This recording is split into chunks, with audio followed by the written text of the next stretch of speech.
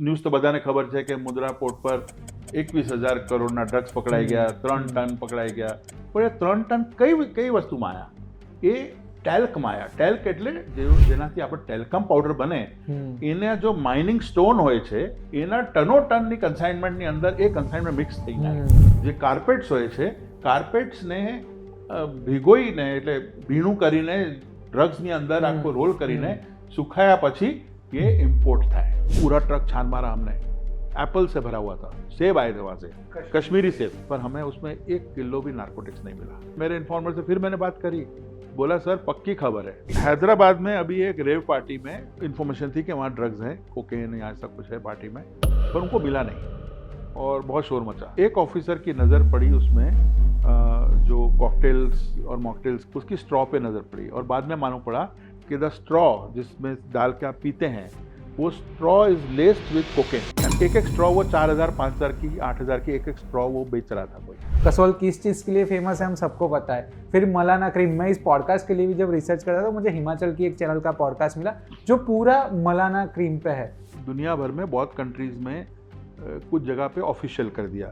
उसमें सबसे पहले में एम्स्टर्डम जैसे है, वहाँ पर कैफ़ेज़ हैं, कॉफ़ी का कैफ़े है, वैसे वहाँ पर इसके कैफ़ेज़ हैं, मेनू है. उस मेनू में सबसे टॉप और सबसे महंगी चीज़ मलाना है. कभी कभी वो नाम भी बदनामों के होते हैं, तो वैसा है वो गांव बदनामों का नाम हो गया कसौल और उस एरिया का सारा. ये ड्रग्स भेजता कौन है, मतलब कॉन्स्पिरेसी कहाँ से शुरू होती है? अफगानिस्तान, ईरान एंड पाकिस्तान, और ट्रायंगल इस बाजू थाईलैंड, म्यांमार यानी कि बर्मा पूरे और लाओस. ये दोनों के बीच में इंडिया है. वर्ल्डना मोटा मोटा ड्रग મેન્યુફેક્ચરિંગ કન્ટ્રીઝ યા પ્રોડ્યુસિંગ કન્ટ્રીઝના ઝોનની વચમાં આવો અને તમે વર્લ્ડની મોટી પોપ્યુલેશન લઈને બેઠા હો તો you are vulnerable for. Nawaz Sharif ने खुद एडमिट किया कि मेरे पास ये दोनों जर्नल आते हैं, भाई एक तरीका है पैसा कमाने का, हेरोइन बेचेंगे, स्मगल करेंगे और उसका पैसा जो है वो हमारी चलेगी मशीनरी पूरी पाकिस्तान की. 70 મેટ્રિક ટન એ ટાઈમ પર એન્યુઅલ પ્રોડક્શન હતી અફઘાનિસ્તાન, બલુચિસ્તાન અને પાकिस्तानની વચમાં, અને એ જથ્થાની વેચવાની એ લોકો વાત કરતા હતા. यही बिजनेस है जो हवाला से पैसा सबका आता है. यही बिजनेस यहाँ क्रिप्टो करेंसीज यूज हो रही हैं.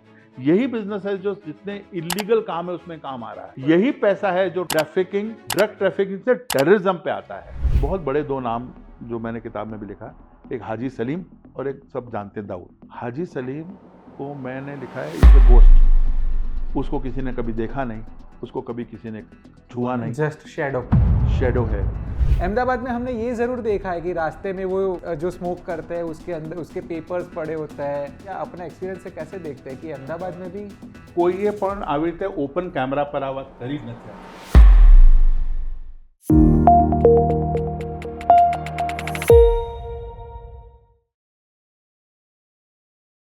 ડ્રગ્સ આપણે માત્ર ફિલ્મોમાં જ જોયું છે, કાં તો છાપામાં વાંચ્યું છે કે આટલા કિલો ડ્રગ્સ પકડાયું, પણ આ ડ્રગ્સ ભારતમાં આવે છે ક્યાંથી? કોણ છે એ દેશના દુશ્મનો જે ડ્રગ્સ મોકલીને આપણા દેશને અંદરથી બરબાદ કરી રહ્યા છે? કેવી રીતે પાકિસ્તાન એક ફૂલ પ્રૂફ ષડયંત્ર બનાવી રહ્યું છે જેથી ડ્રગ્સ મોકલીને ભારતની યુવા પેઢીને બરબાદ કરી શકાય? કેવી રીતે ડ્રગ્સના પૈસાથી પહેલગામ જેવા અટેક પ્લાન થાય છે અને નિર્દોષ લોકોના જીવ જોખમાય છે, નિર્દોષ લોકોના જીવ જાય છે? આ બધી જ બાબતો પર આ પોડકાસ્ટમાં ખુલાસા થશે. કેવા પ્રકારના ડ્રગ્સ દેશમાં આવી રહ્યા છે, ક્યાંથી આવી રહ્યા છે, કેટલા પકડાઈ રહ્યા છે, એનસીબી કેવી રીતે કામ કરી રહી છે, આ બધા જ મુદ્દા પર આ પોડકાસ્ટમાં ખુલાસા થશે. અને આ મુદ્દા પર આપણી સાથે વાત કરવા માટે છે નાર્કોટિક્સ કંટ્રોલ બ્યુરો એટલે કે એનસીબીના ex senior officer doctor Monish Bhalla sir.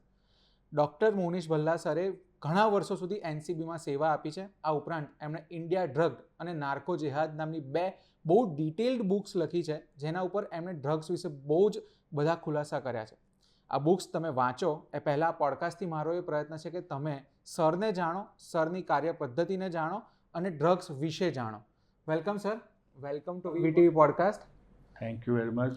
नमस्कार सर. आपका इंट्रोडक्शन देने के लिए मैं बहुत छोटा हूँ, मेरी जितनी एज है उससे ज़्यादा आपका एक्सपीरियंस है और ये टॉपिक भी मेरे लिए थोड़ा नया है, पर इस पॉडकास्ट में हम लोगों के लिए जानने की कोशिश करें क्योंकि आजकल हम बहुत पढ़ते हैं कि 1500 करोड़ का ड्रग्स पकड़ा गया, 22,000 करोड़ का ड्रग्स पकड़ा गया. तो as a simple common man हमारे लिए सब नया है कि ड्रग्स है क्या, कहाँ से आता है. तो मुझे शुरू वहीं करना है कि मतलब पहले हम सुनते थे उड़ता पंजाब तक, कि पंजाब तक था, अब सडनली गुजरात में कैसे ड्रग्स का आना या पकड़ाना बढ़ गया है, अब कहाँ से आता है? सबसे पहले तो मैं आपके दर्शकों को शुक्रिया करूँगा कि मुझे एक मौका दिया आप लोगों ने और આ ખૂબ જ અત્યંત ઇમ્પોર્ટન્ટ ટોપિક પર આજે તમે આ મારા સાથે જે ચર્ચા કરો છો મને ખાતરી છે કે આ વસ્તુ આજે જો હું વાત કરવા જાઉં છું કદાચ કોઈએ પણ આવી રીતે ઓપન કેમેરા પર આ વાત કરી જ નથી આજ સુધી. મને જ્યાં સુધી ખબર છે આ સબ્જેક્ટ પર કોઈએ ઓપનલી આજ સુધી વાત જ નથી કરી. બટ આજે આ જે મોકો છે મને આ વાત કરવા માટે અને સ્પેશિયલી મારી જે બે બુક્સની વાત કરો છો, ઇન્ડિયા ડ્રગ્સ અને પછી નાર્કો જિહાદ વેન ડ્રગ્સ ફંડ ટેરર, તો આ બે વસ્તુઓ, આ બે બુક્સ જે છે એ આની ફાઉન્ડેશન છે. મેં મારી તરફથી પૂરી કોશિશ કરી છે કે સચ્ચાઈને હું બહાર લાવું. મારો કોઈ બીજો મોટિવ નથી. મારો મોટિવ છે અને મારી પાસે કોઈ બીજી તાકાત નથી સિવાય મારી કલમની. So my pen is my power. My motive is that truth comes before the public. અને મારા મોટા મોટા એપ્રિસિએશન આ જ છે કે લોકો જાગૃત થાય, અવેરનેસ. એટલે સર મેં છે ને આગળ જ્યારે આપનું ઇન્ટ્રોડક્શન આપ્યું ને આ પોડકાસ્ટની પ્રસ્તાવના કરીને ત્યારે બહુ જવાબદારીપૂર્વક ખુલાસો શબ્દ વાપર્યો. કારણ કે મેં પણ તમારી બંને બુક્સ વાંચી છે અને એમાં જે નવી ઇન્ફોર્મેશન છે મને લાગે છે કે આટલું ઇન્વેસ્ટિગેશન કે આટલું ઓપનલી કોઈએ નથી લખ્યું. એટલે જ આપણી પાસેથી આજે ગુજરાતમાં ડ્રગ્સ અને દેશમાં પરિસ્થિતિ વિશે ડિટેલમાં સમજવું છે. તો કેમ સર ગુજરાતમાં ડ્રગ્સ આટલું બધું અચાનક દેખાઈ રહ્યું છે? કોઈ પણ વસ્તુને સમજવા માટે આપણે બે વસ્તુઓ પહેલાં સમજવી પડે, હિસ્ટ્રી અને જોગ્રાફી. આપણે નાનપણમાં સ્કૂલમાં હિસ્ટ્રી અને જોગ્રાફી બે સબ્જેક્ટ હતા, પણ એ લાઈફમાં કેટલા ઇમ્પોર્ટન્ટ છે એ તમે સમજો. પહેલાં ગુજરાતની હિસ્ટ્રી સમજીએ. આપણે બધા, તમે મારાથી બહુ જ નાના છો, પણ જ્યારે અમે લોકો મોટા થતા હતા 70s અને 80sમાં, ત્યારે જેટલી પણ મૂવીઝ આવતી હતી જેને અત્યારે આપણે બોલિવૂડ કહીએ છીએ, એમાં જે સ્મગલર બતાવતા હતા એ સ્મગલર રાત્રે ગોલ્ડની સ્મગલિંગ કરે કે બીજી વસ્તુની દાણચોરી કરે. અને તમે જો હિસ્ટ્રીમાં જાઓ તો ગુજરાતની જે કોસ્ટ લાઇન છે 1600 કિલોમીટરની ઉપરની કોસ્ટ લાઇન. અને જો ગુજરાતના મેપને તમે એને બાઉન્ડ્રીને કોઈ ઝૂમ કરીને જોશે અને ફેક્ચ્યુઅલી ત્યાં જશો ને ત્યારે ખબર પડશે કે areas like Jamkhambhaliya, areas like Naliya, areas like Koteshwar, કંડલાથી લઈને છેક કેમ્બે ના અંદર ક્રીક સુધી અને પછી દમણ સુધી પૂરો જે એરિયા છે આપણો એ વર્નેબલ છે.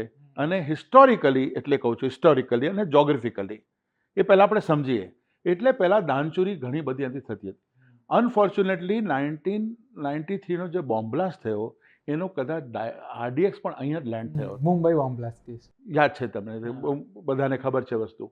તો Gujarat has been always a very sensitive place. ઠીક છે. તો જે ગોલ્ડ સ્મગલિંગમાં કે RDX લેન્ડિંગમાં જ્યારે આટલો સેન્સિટિવ એરિયા છે તો ડ્રગ્સ માટે કેમ નહીં? એના બે કારણ છે. અગેન જોગ્રાફી, કે પાકિસ્તાનથી તમે જો તો આપણો જે બાય સી જે રૂટ છે શોર્ટેસ્ટ ગુજરાત માટે છે. શોર્ટેસ્ટ. ત્યાંથી અહીં કન્સાઇનમેન્ટ કોઈ લાવે બાય બોટ, અને આટલા બધા ફિશિંગ બોટ્સ આપણી ચાલે છે બંને સાઈડ પર, તો એનો પણ એક બહુ મોટો કારણ છે કે એને કેચ કરવા માટે એજન્સીને બહુ ડિફિકલ્ટી થાય છે. ત્યાંથી અહીં આવવા માટે જસ્ટ ફ્યુ કલાક લાગે. અને અત્યારે જે નવી ટેકનોલોજી છે એના અંદર ઘણું બધું થાય છે, બટ ટ્રેડિશનલી આ જગ્યા હંમેશાને વર્નેબલ છે, એટલે આ સેન્સિટિવ જગ્યા છે, એટલે ડ્રગ્સ બધા બહુ ઇઝીલી અહીં આવે છે.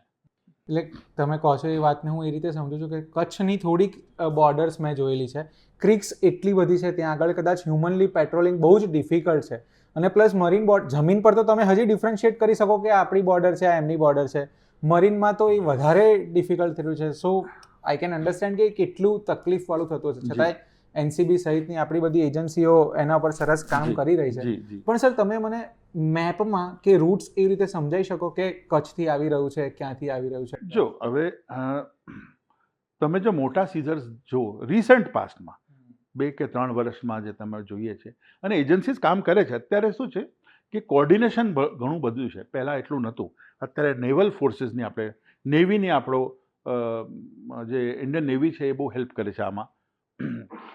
પણ જ્યારે આપણે જોયું કે સપોઝ કોઈ પોર્ટ પર કન્ટેનરમાં આવે એ વસ્તુ જુદી છે, પણ જ્યારે શિપિંગ બોટ્સ થ્રુ આવે કે ફિશિંગના બોટ્સથી આવે ને અને પછી બીજા ડોમાં જતો રહે, એટલે શું છે વચમાં ટ્રાન્ઝિટ થઈ જાય છે.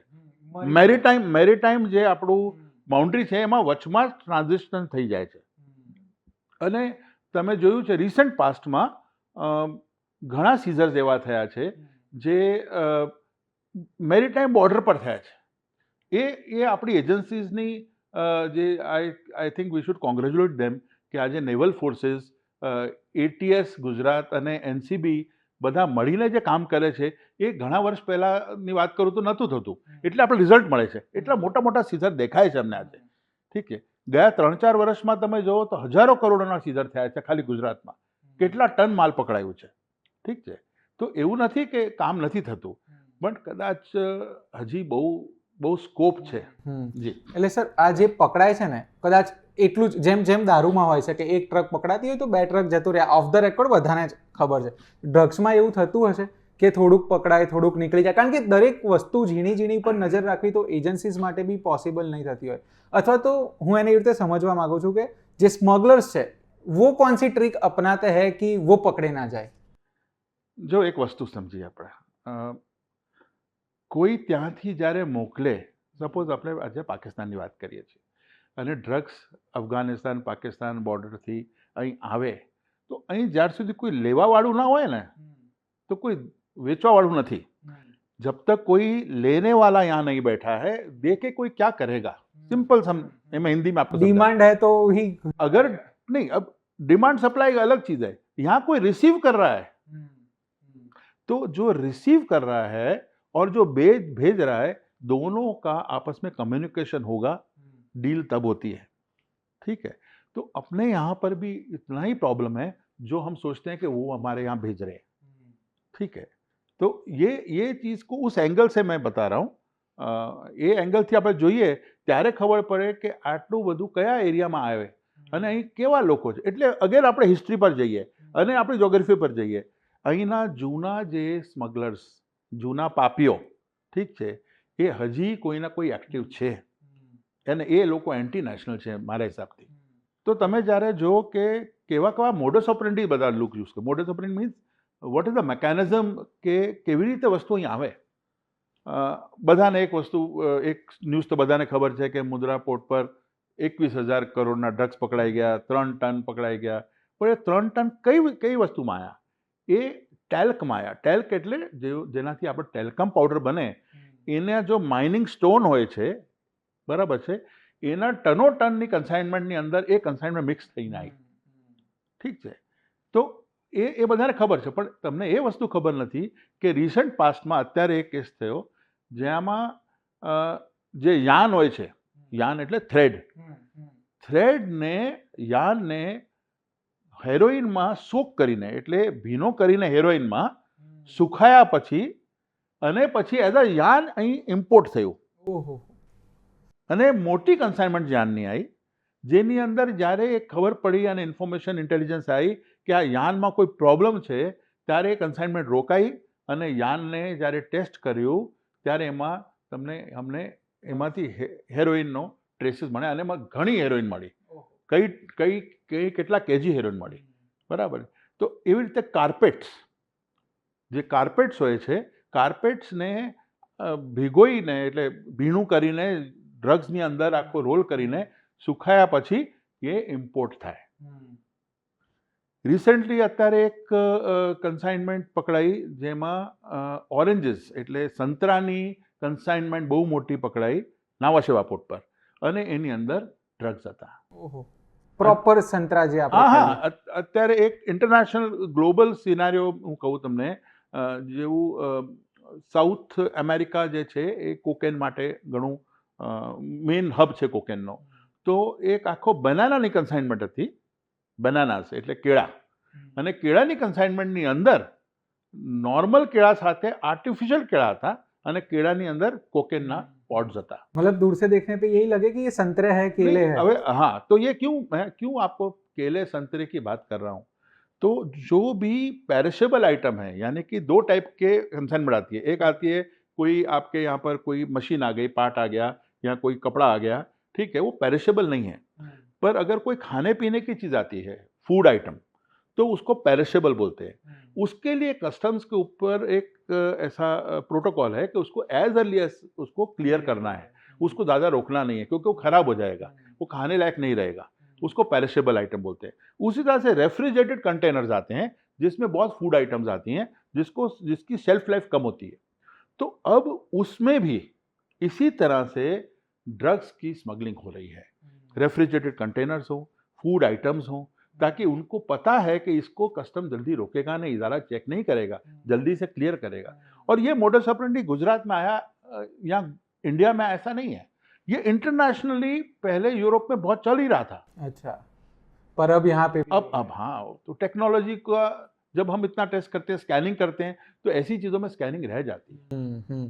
काफ़ी इनोवेटिव तरीके से, मतलब अगर हमने ऐसा कभी पढ़ा ना हो तो हमें समझ भी नहीं है कि हम कारपेट जो यूज़ कर रहे हैं शायद वो ड्रग्स में भिगो के आया होगा. पर सर, मैं आपको आगे इस पॉडकास्ट में ये भी समझना चाहूँगा कि एनसीबी ऐसे ड्रग्स को कैसे पकड़ती है, लेकिन उससे पहले हमें उन लोगों के बारे में जानना है और मुझे अपने व्यूअर्स को भी ये पहुँचाना है कि ड्रग्स भेजता कौन है, मतलब कॉन्स्पिरेसी कहाँ से शुरू होती है. भेजता कौन है?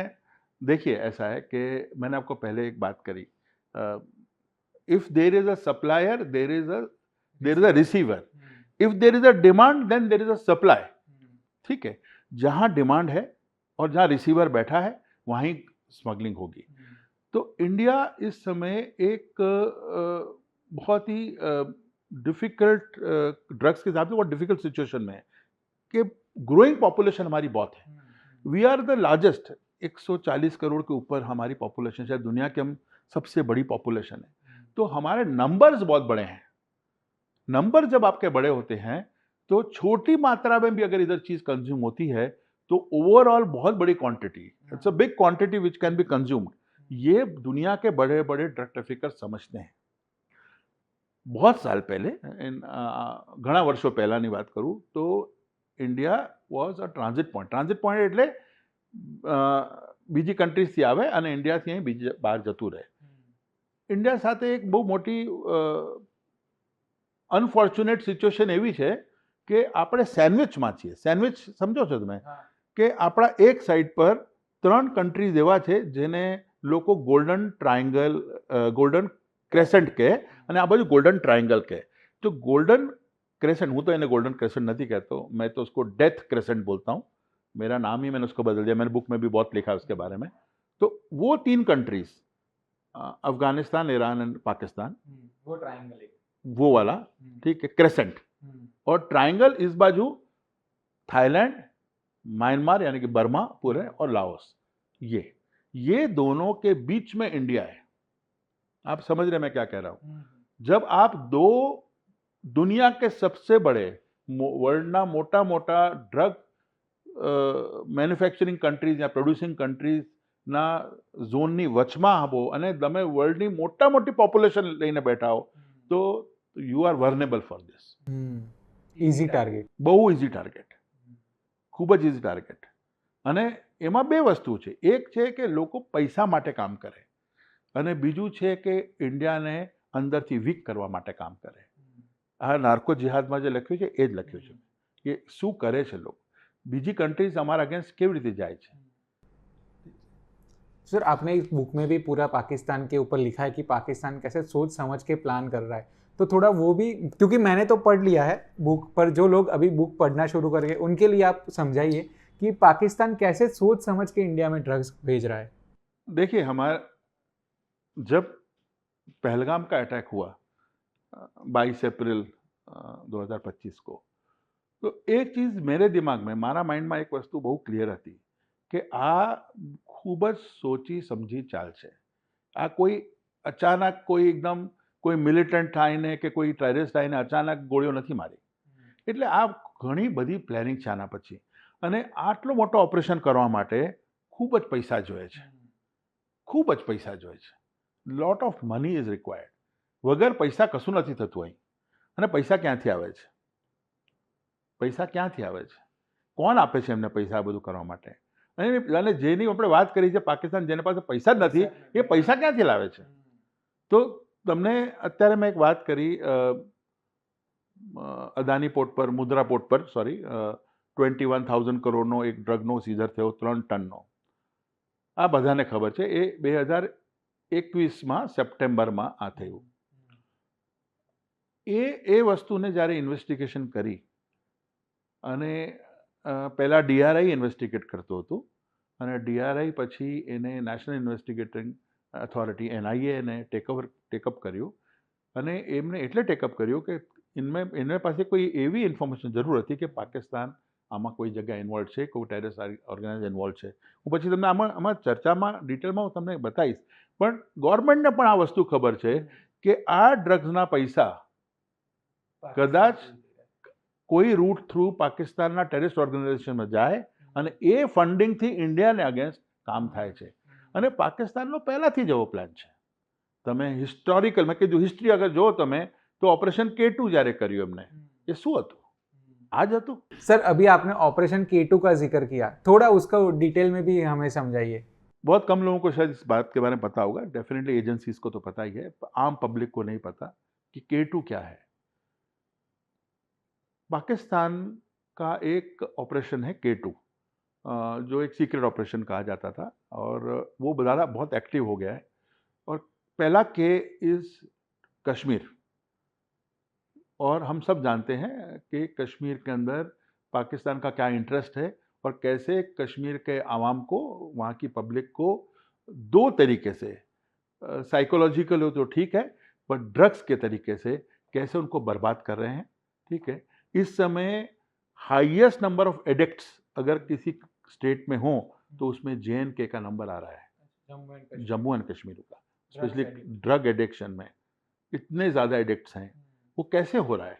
तो कोई उसके पीछे लगा हुआ है वहाँ की यूथ को बर्बाद करने के लिए. दूसरा K है खालिस्तान. और हम सब जानते हैं कि पंजाब में ड्रग्स का क्या असर हो रहा है और उसमें खालिस्तान का क्या रोल है और कैसे खालिस्तान को पाकिस्तान सपोर्ट करता है. ठीक है. तो ये ऑपरेशन K2 जो है वो पाकिस्तान का पूरा एक तरीके का, जिसको बोलिए कि एक ऑपरेशन, इस तरह के सीक्रेट ऑपरेशन है कि ये दोनों स्टेट्स को और इन दोनों लोगों को कैसे, क्योंकि यही दो बहुत सेंसिटिव जगह है हमारी. ठीक है. और इंडिया को कैसे डिस्टर्ब किया जाए. और इसके लिए सबसे इंपॉर्टेंट है फंड्स, ड्रग्स का आना. अभी रिसेंटली कनाडा में एक बहुत बड़ा ऑपरेशन हुआ which is known as operation Pelican. Recent हुआ है एंड उसमें करीब 9 लोग अरेस्ट हुए हैं और शायद कनाडा के हिस्ट्री का सबसे बड़ा ड्रग का केस है.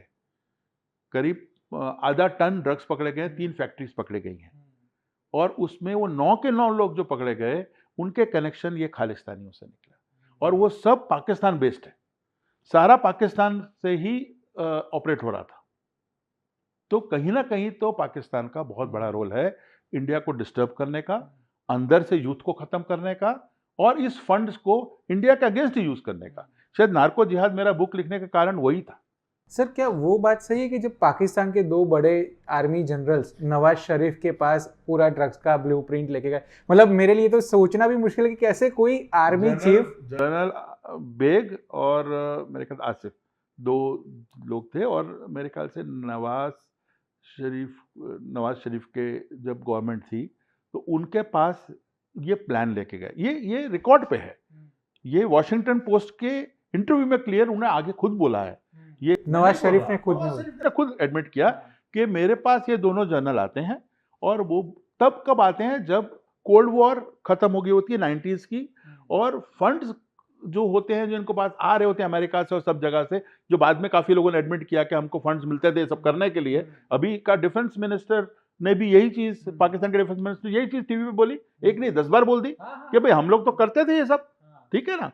तो जो 90s में जब वो पैसा अमेरिका से आना धीरे धीरे बंद हो गया, ठीक है, तो इन्होंने बोला कि भाई एक तरीका है पैसा कमाने का, हम हेरोइन बेचेंगे, ठीक है, स्मगल करेंगे और उसका पैसा जो है वो उससे हमारी चलेगी मशीनरी पूरी पाकिस्तान की. આપ સોચીએ, જસ્ટ તમે ઇમેજિન કરો, એ ટાઈમ પર પાકિસ્તાનમાં approximately yearly 70 metric ton heroin બનતી હતી. મેટ્રિક ટન 70 રેકોર્ડ પર છે આ વસ્તુ. તો 70 મેટ્રિક ટન એ ટાઈમ પર એન્યુઅલ પ્રોડક્શન હતી અફઘાનિસ્તાન, બલુચિસ્તાન અને પાકિસ્તાનની વચમાં. આ એમના પાસે આટલો જથ્થો હતો અને એ જથ્થાની વેચવાની એ લોકો વાત કરતા હતા અને એ પૈસાથી પાકિસ્તાન ગવર્મેન્ટ કરવાનું. અને આ એમના prime minister, ex prime minister Nawaz Sharif પોતે કીધું છે. એનાથી વધારે શું પ્રૂફ જોઈએ છે? मतलब पाकिस्तान कितना गिर सकता है, मतलब कि उसके ऑफिशियल जनरल्स जाके अपने प्रधानमंत्री को ये बोलते हैं कि हम ड्रग्स बेचेंगे. मतलब हद से बाहर सोचने की ये चीज है कि क्या कर सकता है ये. हाँ, तो वो जब बोल रहा है तो कर भी वही रहे हैं वो लोग. सो अगर ये आप ऑपरेशन देखेंगे सारे जो हो रहे हैं, अल्टीमेटली आईएसआई का कहीं ना कहीं बैकिंग होगा, उसके बिना तो होता नहीं है. तो सर आपने आगे भी एक आंसर में बोला गोल्डन क्रेसेंट, जिसको आप अपनी बुक में डेथ क्रेसेंट कहते हैं, वो अफगानिस्तान, ईरान और पाकिस्तान के बीच में. तो ड्रग्स क्या अफगानिस्तान उगाता है और आईएसआई उसे स्मगल करता है रूट से, कैसे काम करते हैं? इसकी इकोनॉमिक्स को समझते हैं. હવે પૈસાની વાત કરીએ કે અલ્ટિમેટલી તો પૈસા જ છે ને. તો આપણે તમે જ્યારે એને એક અફઘાનિસ્તાન, એટ પ્રેઝન્ટ અફઘાનિસ્તાન વર્લ્ડમાં સૌથી મોટો હેરોઇન પ્રોડક્શનની જગ્યા છે. ઠીક છે. ધીરે ધીરે અત્યારે એવું સંભળાય છે કે નવી ગવર્મેન્ટ જે તાલિબાનની આવી છે એ કંટ્રોલ કરીને બધું ડિસ્ટ્રોય કરે છે, આ સંભળાવવામાં આવે છે. પણ હિસ્ટોરિકલી એ જગ્યામાં સૌથી વધારે પોપી તમે समझो इन्हें पॉपी, वो जो फ्लावर बड़ा होता है वो. सो पॉपी कैसे बनता है हेरोइन, पहले समझते हैं अपने. जो पॉपी का प्लांट होता है, पॉपी के प्लांट के अंदर से ओपियम निकलता है, जिसको हम अफीम बोलते हैं. जिसको आप अफीम बोलते हैं. वर्ल्ड के अंदर शायद 2, 4, 6 कंट्रीज हैं जहां पर ऑफिशियली ये बनता है मेडिकल पर्पस के लिए. उसमें इंडिया एक है, बट ये सब कंट्रीज में अनऑफिशियली होता है. ठीक है, जो ड्रग स्मगलिंग के काम आता है. तो इसके अंदर से जो पॉपी के प्लांट के अंदर से जो ओपियम निकलता है, उस ओपियम से ये सब बनता है. तो एवरेज अगर देखा जाए तो उस रीजन में 6000 metric ton 6000 metric ton opium साल में उगता है. मतलब पूरे वर्ल्ड को प्रोवाइड करता नहीं, 85% वर्ल्ड. 6000 मेट्रिक टन को अगर आप जरा ध्यान से समझें तो उसका फॉर्मूला, मैं एक रफ फॉर्मूला बताता हूं, जबकि मेरे को ओपनली नहीं बोलना चाहिए, पर ये तो पब्लिक डोमेन में है कि एक ओपियम के प्लांट में से जो ओपियम निकलता है, हर 10 किलो ओपियम में से प्रोसेस करके उसको 1 किलो प्योर हेरोइन बनती है, यानी कि 10%. तो 6000 मेट्रिक टन अगर हम बात करें, 6000 मेट्रिक टन में से कितनी ओपियम में से हेरोइन बनेगी, कितनी बनेगी? 600 मेट्रिक टन. 600 मेट्रिक टन यानी कि 6 लाख केजी हर साल प्योर हेरोइन सिर्फ अफगानिस्तान में. अफगानिस्तान, बलूचिस्तान, पाकिस्तान मिलकर काम करता है. वहां बनता है, प्रोसेस इधर होता है और यहां से सब जाता है इनके पोर्ट्स में. तो जब 6 लाख किलो की मैं बात करता हूं, इंटरनेशनल प्राइस आज की तारीख में 5 से 7 करोड़ रुपया है. इंटरनेशनल मार्केट स्ट्रीट प्राइस जिसको बोलते हैं. ठीक है, यानी कि 10,000 रुपए ग्राम में प्योर चीज मिलती है. जो चीज यहां पर आ रही है वो प्योर है भी नहीं, उसमें बहुत मिलावट करी जाती है, तो वो एडल्ट्रेट होते होते डाइल्यूट होती जाती है. ठीक है, तो ऑन एवरेज अगर हम प्योर भी गिनते हैं और उसका 5 करोड़ रुपया प्राइस गिनते हैं, तो साल का कितने का हुआ? 30 लाख करोड़. अरे बाप रे, 30 लाख करोड़ की इकोनॉमी. 30 लाख करोड़ की इकोनॉमी है. तो वो कोई समझता क्यों नहीं है कि पैसा तो वहीं है और उसी पैसे से सब कुछ हो रहा है. असली बिजनेस तो यहाँ है. बोल रहा हूं उसका 25% भी सच निकलता है, तो आप सोचिए कितना पैसा है. और इसीलिए शायद इतना बड़ा बिजनेस है उसका. दुनिया का सबसे बड़ा बिजनेस है. दुनिया का सबसे बड़ा बिजनेस है. और ये बिजनेस किसी बुक्स पे नहीं है. ये बिजनेस किसी के वहां अकाउंटिंग नहीं है. यही बिजनेस है जो हवाला से पैसा सबका आता है. यही बिजनेस यहाँ क्रिप्टो करेंसीज यूज हो रही हैं, यही बिजनेस है जो जितने इलीगल काम है उसमें काम आ रहा है, यही बिजनेस है जो क्राइम को सपोर्ट करता है, यही पैसा है जो ट्रैफिकिंग, ड्रग ट्रैफिकिंग से टेररिज्म पे आता है। जो मैं कहना चाह रहा हूँ कि टेररिज्म के लिए भी जो पैसा चाहिए, जो बंदूकें चाहिए, जो स्लीपर सेल चाहिए आपको, वो पैसा कहाँ से आ रहा है? और ये फेक आधार कार्ड बनाने के लिए भी तो पैसा चाहिए किसी को, वो स्लीपर सेल वालों को भी तो खाने पीने के लिए देने के लिए पैसा चाहिए, वो यही पैसा है, क्योंकि आप ऑफिशियल पैसा तो ला नहीं सकते। आई थिंक सबसे बड़े अटेंशन की सबसे पहले प्रायोरिटी में ज़रूरत यहाँ पे है कि इसको कैसे ब्लॉक किया जाए।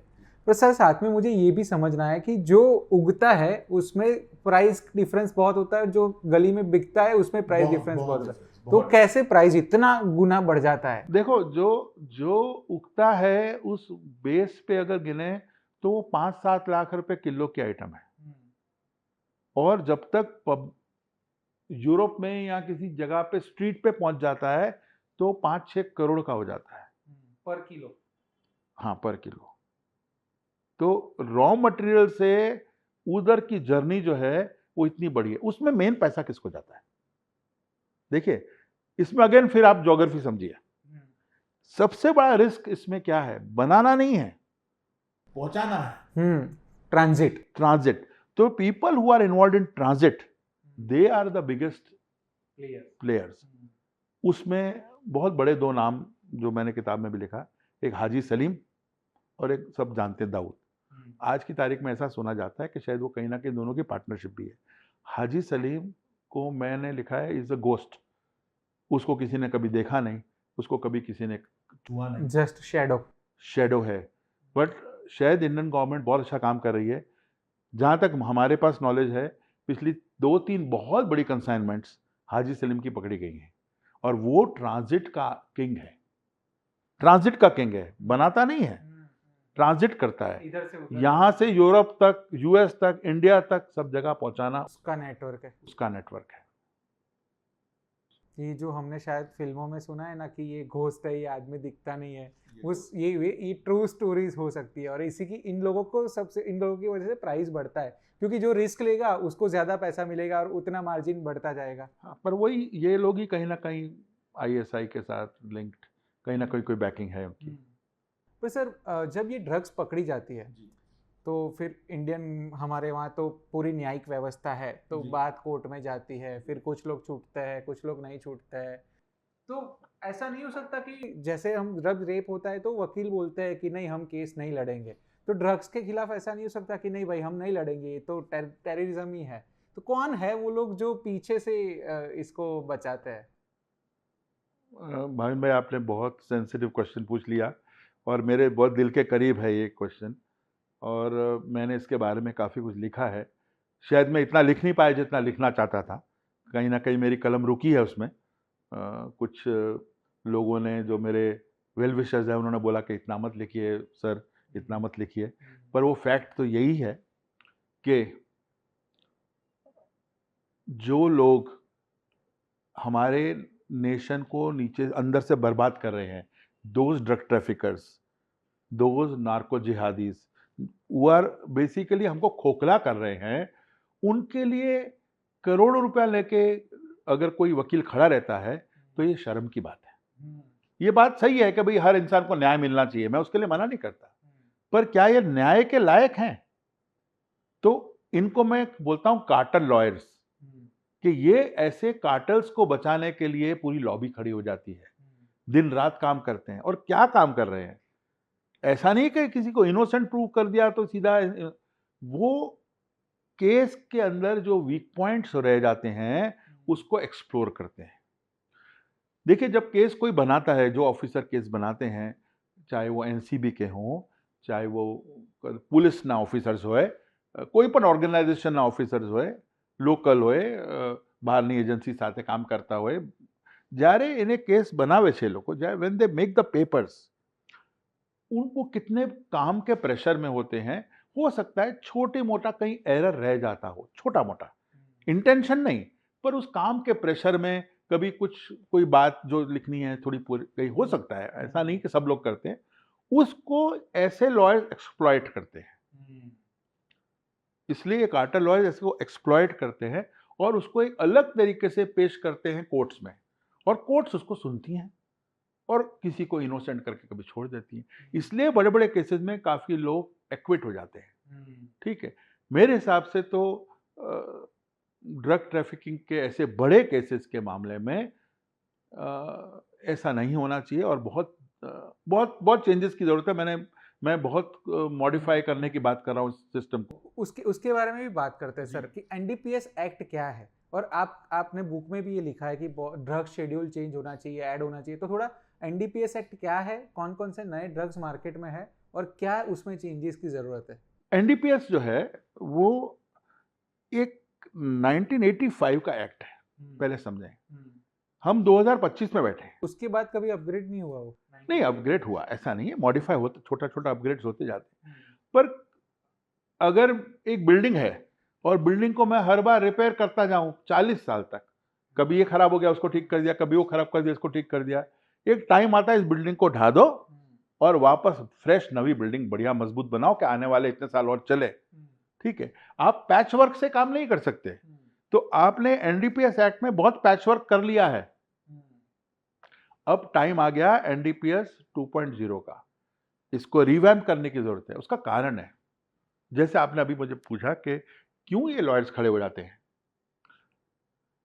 एक बेसिक वस्तु તમને ક્લિયર એકદમ સિમ્પલ ભાષામાં કહું, એનડીપીએસમાં જે સજાઓ છે એ કયા ડ્રગ્સની અને એની કેટલી માત્રા, which drug and what is the quantity, એના બેસ પર એની સજાઓ છે। એને બ્રોડલી આપણે ત્રણ વસ્તુમાં કેટેગરાઇઝ કરી શકીએ છીએ, small quantity, medium and commercial.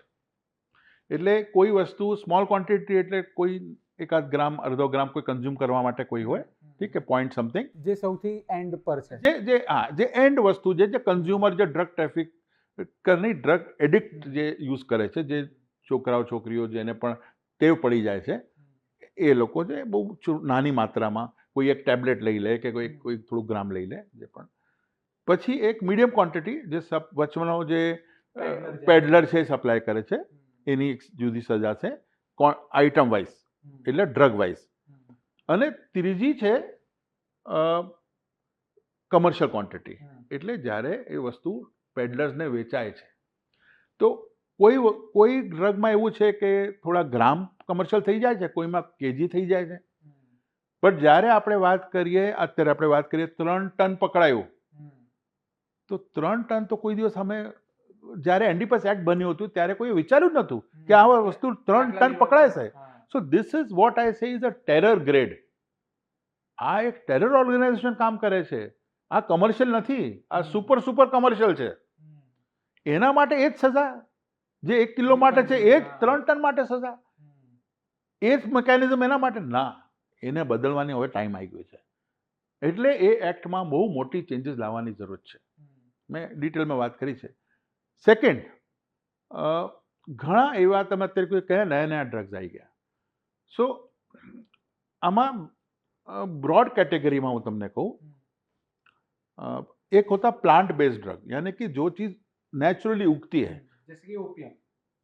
Opium उगता है, मतलब पॉपी में से निकलता है, उसी तरह से जैसे आप गांजा बोलते हैं आप लोग, ठीक है, वीड ग्रो करता है, ठीक है। एक होता है कि जो जैसे ओपियम, अफीम बना, अफीम में से हेरोइन बना, तो वो एक प्रोसेस हुआ, chemical process after natural growth, ठीक है। और एक होता है पूरा सिंथेटिक।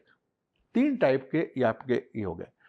जो प्योर सिंथेटिक होता है वो फैक्ट्री में बनता है, जैसे फार्मास्यूटिकल ड्रग्स बनते हैं, जैसे दवाई जो हम यूज करते हैं, उसमें बहुत सी आइटम्स हैं, ठीक है, उसमें साइकोट्रोपिक सब्सटेंस बहुत टाइप के आते हैं।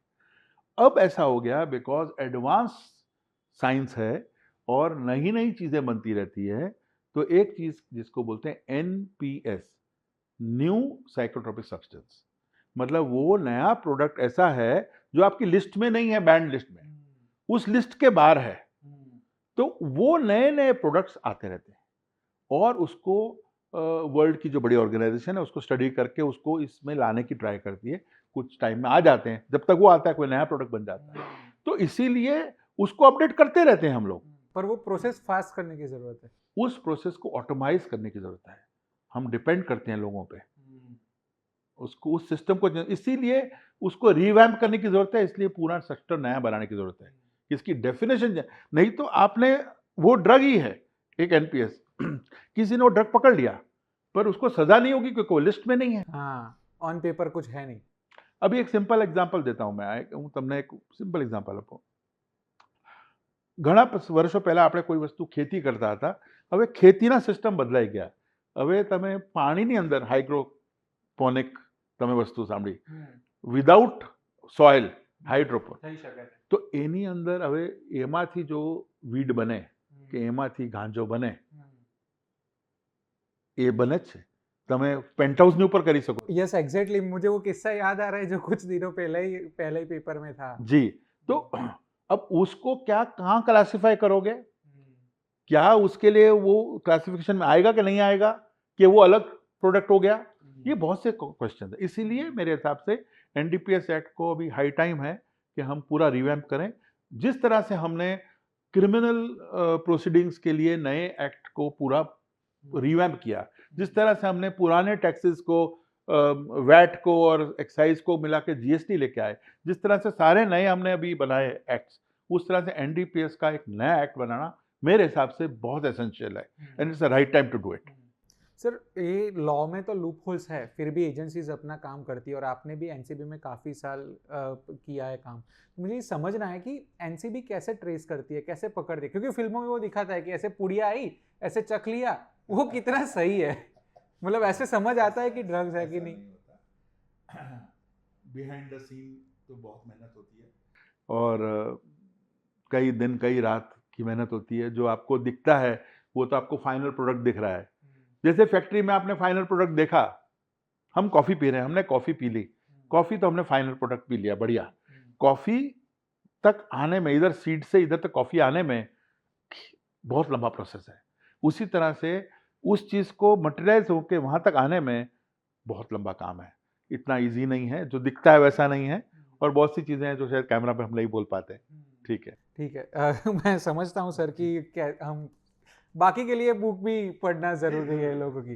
तो अब हम थोड़ा आपके करियर के तरफ चले, क्योंकि आपके पास रिकॉर्ड है कि आपने सबसे ज़्यादा ड्रग्स एक ही बार में पकड़ा है. 3,000 टन, 3,000 किलो, 3,600 किलो, करीब 2-3 टन के बीच में एक सिंगल. हाँ. तो मुझे थोड़े कोई आप अपने ऑपरेशंस के बारे में बताएं कि कैसे आपने ड्रग्स पकड़ा या कैसे आप काम करते हैं. जैसे इंटेल मिलती है, आप जाते हैं, पकड़ते हैं. जैसे मैंने आपको मोहन भाई बताया कि बहुत सी चीज़ें ऐसी हैं जो रिकॉर्ड पे कुछ और दिखती हैं, फैक्चुअली कुछ और होता है. पर जो ऑफिसर्स हैं बड़ी बिहाइंड द कर्टन बहुत मेहनत करनी पड़ती है.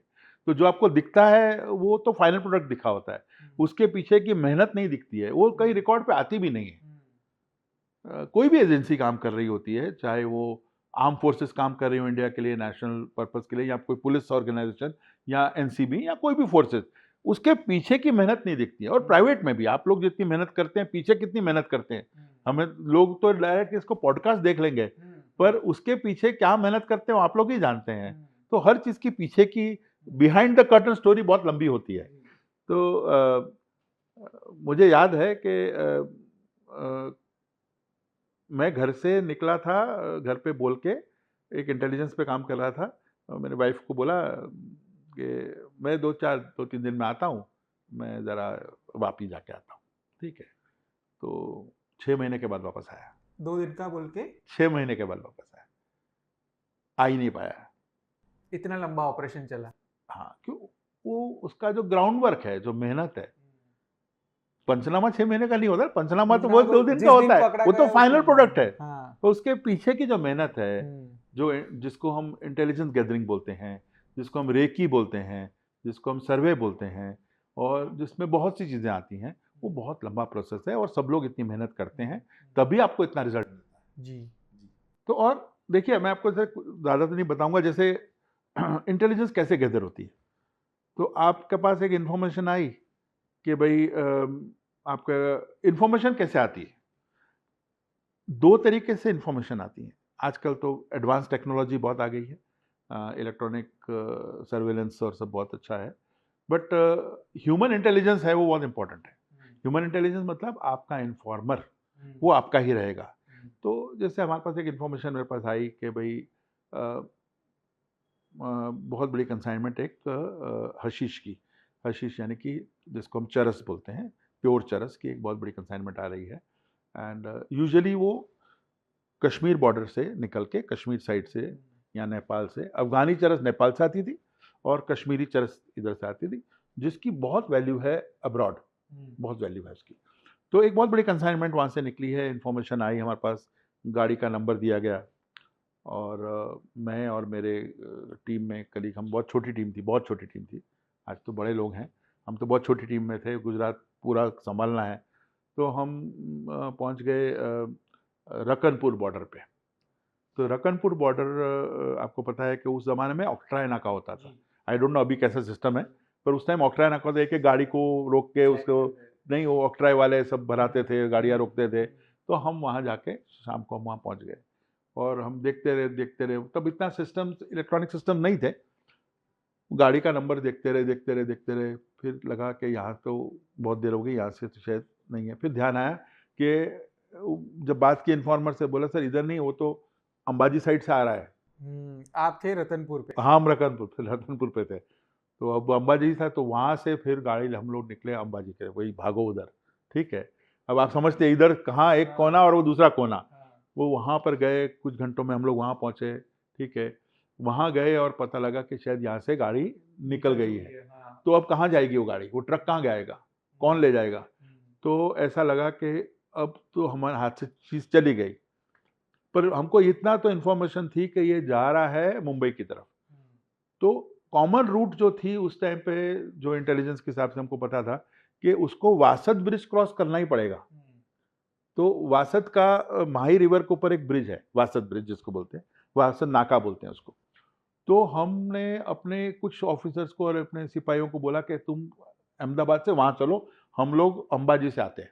अब अंबाजी से वहाँ पहुँचना आप समझते हैं, कितनी भी गाड़ी कैसे भी चला लो, आपको टाइम कई कई घंटे लगने वाले हैं। तो बाय द टाइम हमारी यहाँ टीम पहुँची और हम लोग पीछे थे, तो मालूम पड़ा कि वो गाड़ी रोकी गई है और बोला रोक के रोको, हम आ रहे हैं। जो पहले टीम पहुंची थी उसने रोक ली? लड़कों ने रोक ली और वहाँ पर वहाँ का लोकल जो ऑक्ट्राई पे थे, उनका भी इंचार्ज को बोल दिया था कि ऐसी गाड़ी आएगी तो हमको आप अलर्ट रहना, किस गेट से कहाँ से निकलती है। तो उस ट्रक को हमने जब रोका, जो हमारे इन्फॉर्मर से बात करी, तो पूरा ट्रक छान मारा हमने, एप्पल से भरा हुआ था, सेब आए थे वहाँ से, कश्मीरी सेब, पर हमें उसमें 1 किलो भी नारकोटिक्स नहीं मिला पूरी ट्रक में, जबकि इंटेल थी। हाँ, पूरा ट्रक खाली करवा दिया, जबकि इंटेल थी। फिर हमने, मेरे इन्फॉर्मर से फिर मैंने बात करी, बोला सर पक्की खबर है, उधर ही है और उसका ड्राइवर सरदार है।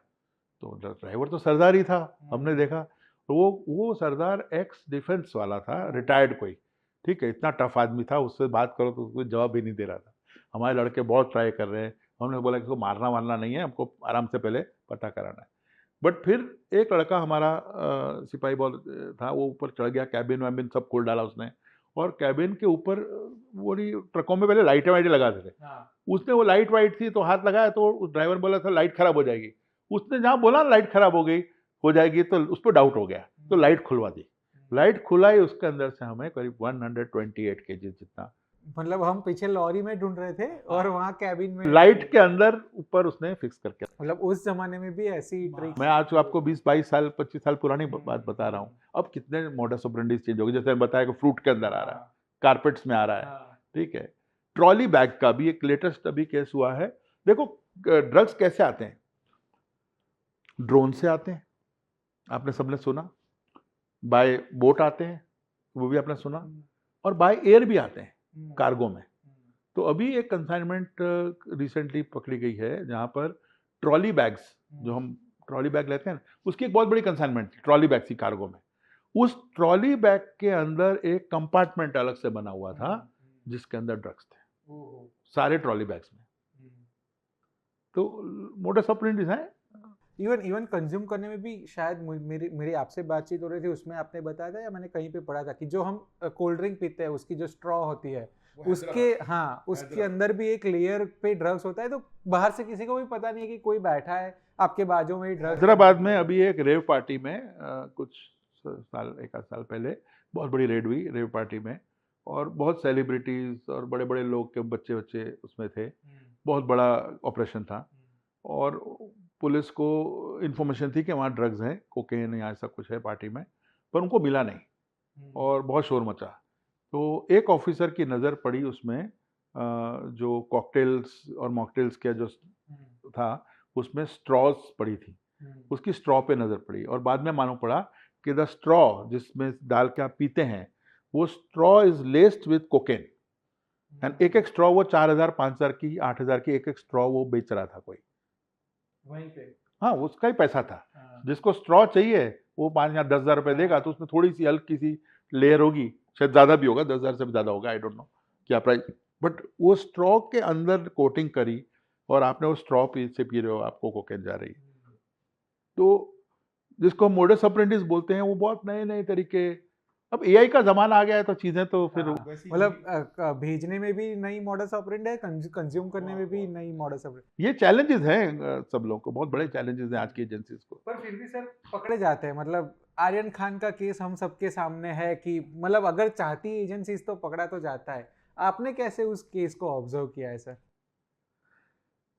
जितना भी आप ऑन रिकॉर्ड बता सके, क्योंकि आई थिंक अभी भी सब जुडिस। अब तो जजमेंट आ गई, कोर्ट ने बोल दिया सब कुछ, इसलिए उस पर अब कमेंट करना मेरे हिसाब से सही नहीं है। बट कहीं ना कहीं मेरी पर्सनल अगर मेरे को पूछेंगे तो केस प्रॉपरली हैंडल नहीं हुआ, ओके। इतना मैं कह सकता हूँ। अगर कोई भी केस बनाने के लिए दो चीज़ें बहुत इंपॉर्टेंट हैं।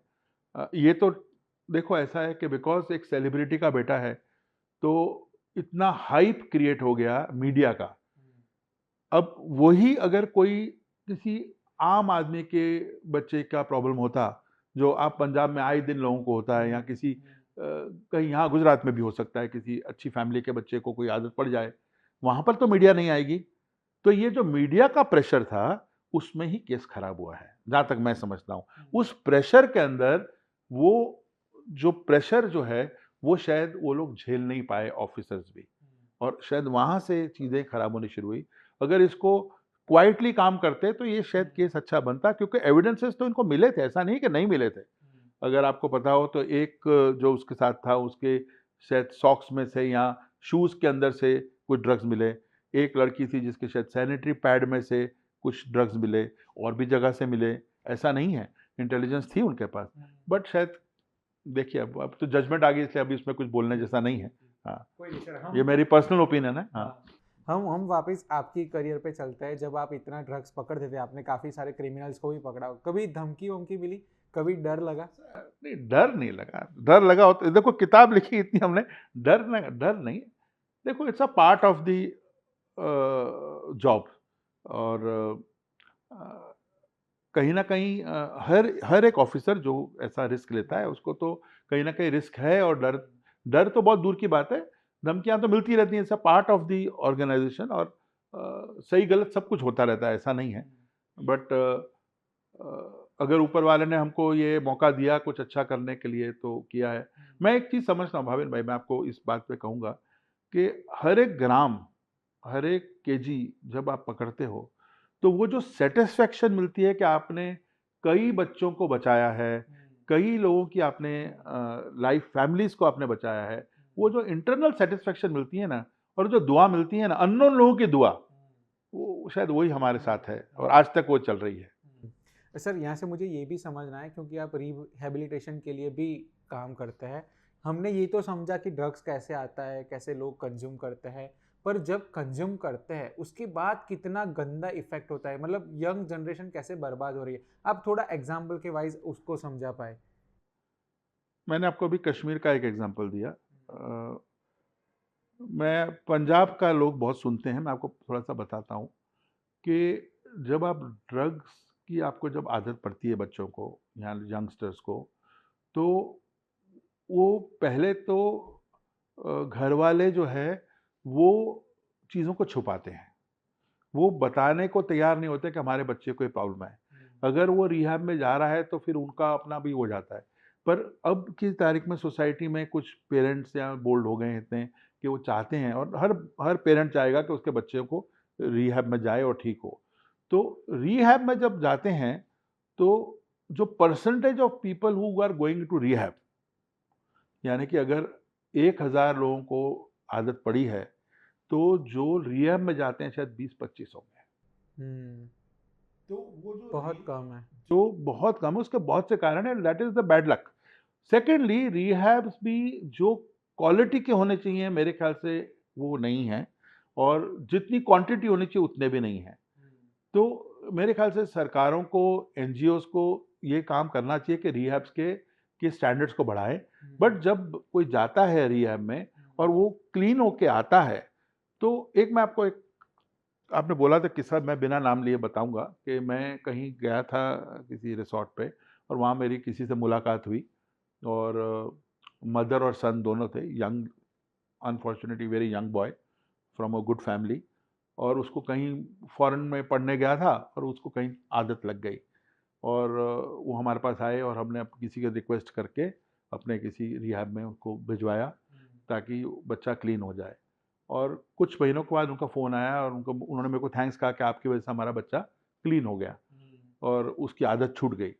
तो मैं भी बहुत खुश हुआ, मैंने कहा भाई हमारा तो मतलब ये तो ऊपर वाले का है, हमने तो कुछ नहीं किया। और फिर कुछ महीनों के बाद मैंने ऐसे ही उनसे बात करी तो वो बहुत नाराज़ थे। तो बोला कि मैंने कैसा है? बोले आप अपने दोस्त से पूछे जो रिहैब चलाता है। अच्छा।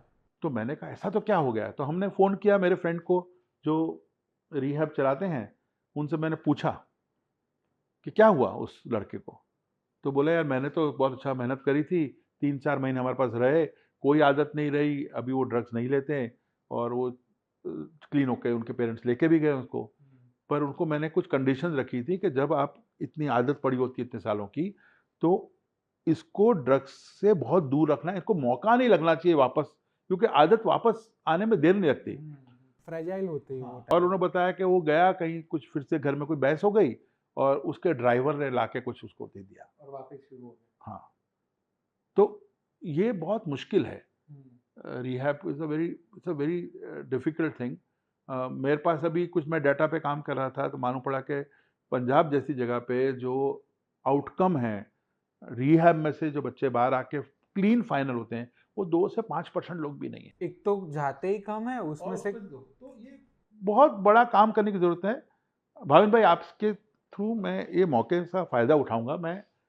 मैंने कुछ बहुत बड़ी ऑर्गेनाइजेशंस को इसके बारे में लिखना शुरू किया। मैंने अभी शायद सरकार को भी मैं लिखूंगा कि जो सीएसआर एक्टिविटीज़ होती हैं, यानी कि जो आपकी ऐसी एक्टिविटीज़ में ये ड्रग रिहैब को आप इंक्लूड करें। આમાં આને વસ્તુને લાવો અને મોટી મોટી ઓર્ગેનાઇઝેશન એટલું બધું ખર્ચો કરે છે, ઠીક છે, એમાં આને પણ લાવો, આની જરૂર છે ઇન્ડિયામાં। આવા આપણી જનરેશન ખલાસ થઈ જશે નહીં તો। अहमदाबाद में हमने ये जरूर देखा है कि रास्ते में वो जो जो स्मोक करते हैं उसके अंदर उसके पेपर्स पड़े होते हैं, कहीं ना कहीं पान के गल्ले पे मिलते हैं। तो आप अपने करियर में सर इसको या अपने एक्सपीरियंस से कैसे देखते हैं कि अहमदाबाद में भी कंजप्शन कितना मगर में हो आपका सवाल बहुत दुरुस्त है, सही है, और ये चिंता का विषय है। बिकॉज जैसे वैप है, रहा है? आपको पता है, वैपिंग वैपिंग आपको आए जगह पे कहीं ना कहीं बाजार में पान के गल्ले वल्ले पे बिकना पड़ता है। आपको शायद पता होना चाहिए प्रोहिबिटेड, जी। गवर्नमेंट की तरफ से प्रोहिबिटेड है, ठीक है, तो भी बिक रहा है। तो ये तो लोकल ऑर्गेनाइजेशन, पुलिस ऑर्गेनाइजेशन देखना है कि भाई ऐसी चीज ना बिके। जितने पेरिफेरल्स है, जैसे पेपर है, अब वो पेपर क्यों बिकता है, स्मोक करने के लिए। हाँ, और क्यों, तो वो ये चीजें तो बहुत इंपॉर्टेंट हैं कि ये इसकी अवेलेबिलिटी बिल्कुल नहीं होनी चाहिए। एंड ऑर्गेनाइजेशन जो भी इंचार्ज हैं, जो भी लोकल पुलिस है all over, they have to see that this is totally corrupt. और ये आपकी बात एक और सही है कि कहीं ना कहीं छोटा मोटा कहीं हो रहा है, और जिसको हम रेव पार्टीज बोलते हैं, ओके, तो ये जो जब अपनी यंगस्टर जनरेशन में जब जा रहा है, देखो आदत स्मोकिंग से पड़ती है, शुरू वहां से ही होता है और उसको फिर मैच्योर होते जाता है। तो वो कहीं ना कहीं तो बहुत सी चीज़ें हैं जो सरकारों को करनी है। बड़े काम तो हो रहे हैं, पर जो अंदर पेनिट्रेट हो रहा है उसको रोकना बहुत ज़रूरी है। और आई थिंक ये रेड अलार्म है, अभी रेड फ्लैग हुआ है, और एटलीस्ट हमको गुजरात को तो इसको एकदम क्लीन करना है। यहाँ ये बिल्कुल नहीं होना चाहिए। मैंने ये क्वेश्चन इसलिए पूछा था कि आप कहीं पे भी पान के गल्ले पे जाओगे ना तो वहाँ आसपास आपको ये पेपर्स मिलेंगे, जबकि हम सुनते हैं कि इतना सारा ड्रग्स पकड़ा गया, इतना पकड़ा गया। जब पकड़ा जाता है तो ये बिकता कहाँ से है? तो मुझे थोड़ा ये भी समझना है कि जब पकड़ा जाता है तो जैसे बॉटल को, तो दारू की बॉटल पकड़ी जाए तो बुलडोजर चला के आप डिस्ट्रॉय कर देते हो, इसका क्या होता है? डिस्ट्रॉय होता है मजिस्ट्रेट के ऑर्डर्स के हिसाब से। आपको पता होगा बीच में होम मिनिस्ट्री ने काफ़ी बड़ा लास्ट ईयर डिस्ट्रिक्शन किया और ऑल इंडिया डिस्ट्रिक्शन हुआ। तो इसका एक प्रोसेस है पूरा, ऐसा नहीं कि नहीं डिस्ट्रॉय होता है और कोर्ट्स के ऑर्डर्स होते हैं, पूरे उसका मैकेनिज्म है पूरा, उसको डिस्ट्रॉय करने का भी मैकेनिज्म है। तो ऐसा नहीं है कि वो पिलफरेज होता है, ऐसा नहीं होता। हो सकता है कोई जगह पे छोटा मोटा हो, जैसे अभी मैंने एक लिखा था गोवा के अंदर एक इंसिडेंट हुआ था। जो मुद्दा माल है जब कोर्ट में जमा होता है, तो जब वो कोर्ट में से मुद्दा माल लाने के लिए बात की गई तो उन्होंने बोला कि चूहा खा गया। तो अब ऐसी बात कोई करे कि भाई मुद्दा माल चूहा खा गया, यानी कि जो चरस थी वो चूहा खा गया, ड्रग्स चूहा, तो ये तो फिर एक बहुत बड़ा क्वेश्चन मार्क लगता है। बट ऐसे इंसिडेंट जब होते हैं तो दुख भी होता है। और अभी रिसेंटली पंजाब गवर्नमेंट का एक, अभी मैं देख रहा था कि जेल अथॉरिटीज ने एक बहुत बड़ा एक्शन लिया। जेल में ड्रग्स बिक रहे थे और जेल के ऑफिसर्स इन्वॉल्व थे, तो पंजाब में करीब 100 के ऊपर तो पुलिस ऑफिसर्स पकड़े गए हैं। ये वही तो नहीं होंगे जो सीज करते हैं उसी में से कुछ निकाल के बेचते हैं? तो ऐसा ऐसे देखो, मैंने एक चैप्टर लिखा है द मोल विद इन। आपके यहाँ पर भी तो वो जयचंद हैं, इतने जयचंद। मैं आपको पहले ही भी बताया कि जब तक यहाँ का कोई इन्वॉल्व नहीं हो, यहाँ के अंदर के लोग नहीं, भाई अगर कहीं से कुछ आ रहा है तो जैसे अभी कंटेनर जैसे पोर्ट पे आया तो किसी सीएचए ने तो उसके डॉक्यूमेंट फाइल किए, किसी ट्रांसपोर्ट ने तो वो लेके गया, किसी ने तो अपने नाम से क्लियर किया, किसी ने तो शिपिंग बिल फाइल किया, किसी ने तो उसका एक फेक अकाउंट बना के काम किया। तो लोग तो यहाँ के भी तो इन्वॉल्व हैं। हम कैसे कह सकते हैं कि सिर्फ बाहर से आ रहा है? आपके यहाँ तो वो तो है, वो फैक्ट है। तो एजेंसी का काम करना है वहां तक डीप तक जाके इस चीज को तोड़ना, ठीक है, उसकी रूट तक जाना। I think definitely sir, I think हमारे इस पॉडकास्ट से भी थोड़ा बहुत असर पड़े। बट एक आखिरी सवाल मेरा है, क्योंकि हमारी एज के लोग जब भी घूमने जाना होना तो बोलते हैं कसौल जाना है। कसौल किस चीज़ के लिए फेमस है हम सबको पता है। फिर मलाना क्रीम, मैं इस पॉडकास्ट के लिए भी जब रिसर्च कर रहा था तो मुझे हिमाचल की एक चैनल का पॉडकास्ट मिला जो पूरा मलाना क्रीम पे है। तो मुझे आप थोड़ा समझा सकते हैं कि ये क्यों फेमस है? बहुत फेमस इसलिए है कि उसका एक हाइप भी क्रिएट हुआ।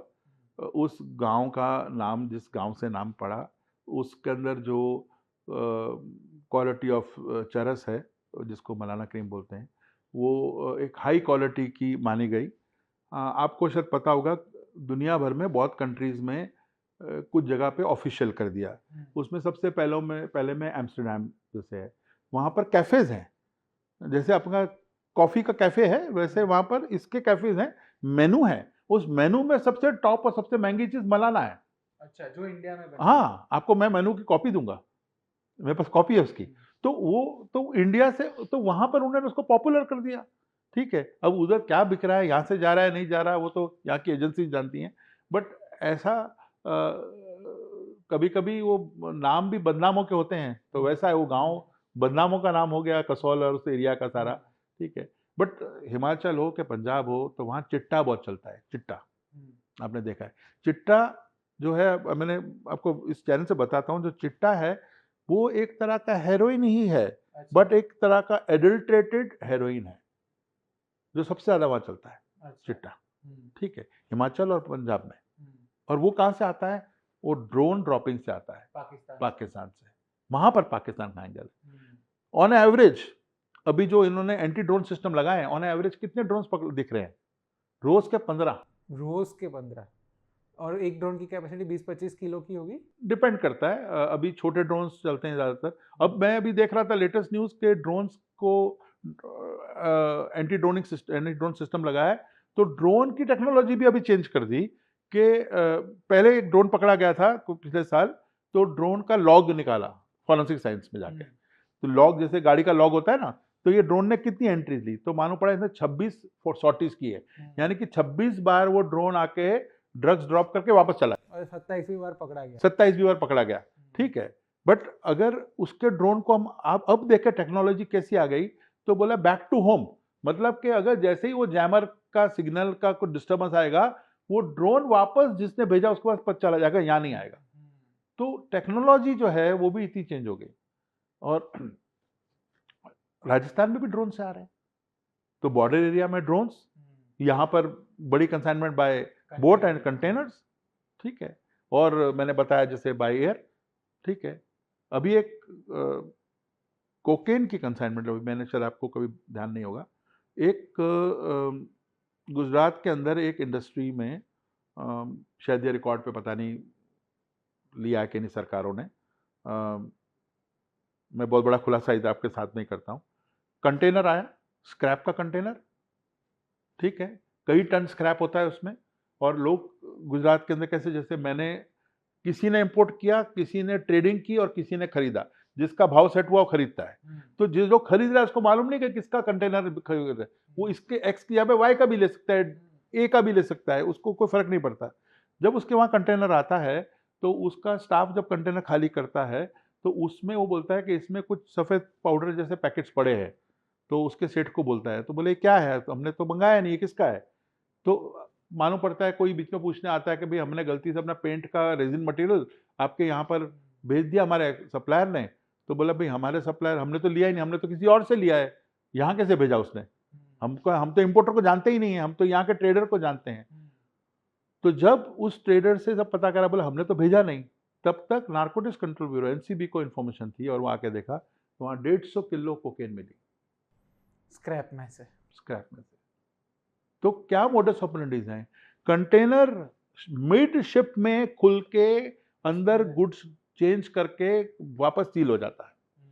तो अब बहुत ही सीरियस मैटर है इंपोर्टर्स के लिए भी, और बहुत सतर्क रहना है सब लोगों को। उस बेचारे को कुछ पता ही नहीं है कि उसके वहाँ क्या आ गया, कि उसको भी तो खोलेगा तब पता हाँ, चलेगा। और कोई आके लेके निकल जाएगा, मालूम भी नहीं पड़ेगा। Thank you so much sir, आपने इस पॉडकास्ट में इतना इंसाइटफुल इन्फॉर्मेशन दिया है, और इस पॉडकास्ट से मुझे इतना समझ में आया कि हमें स्ट्रॉन्ग पॉलिसीज़ की ज़रूरत है। एनडीपीएस एक्ट में भी ज़्यादा उसको एहतियात बरतने की ज़रूरत है, और सबसे ज़्यादा ज़रूरत है हमें अपने बच्चों को बचाने की, कि हम उसको भले ही हमारे तक आ जाए पर हमारे बच्चे कंज्यूम ना करें। एजेंसीज तो, सरकार तो अपना काम करेगी, लेकिन सबसे ज़्यादा बच्चों को प्यार दो, बच्चों के साथ रहो, टाइम बिताओ, बच्चों को लोनली मत रहने दो, बहुत जरूरी।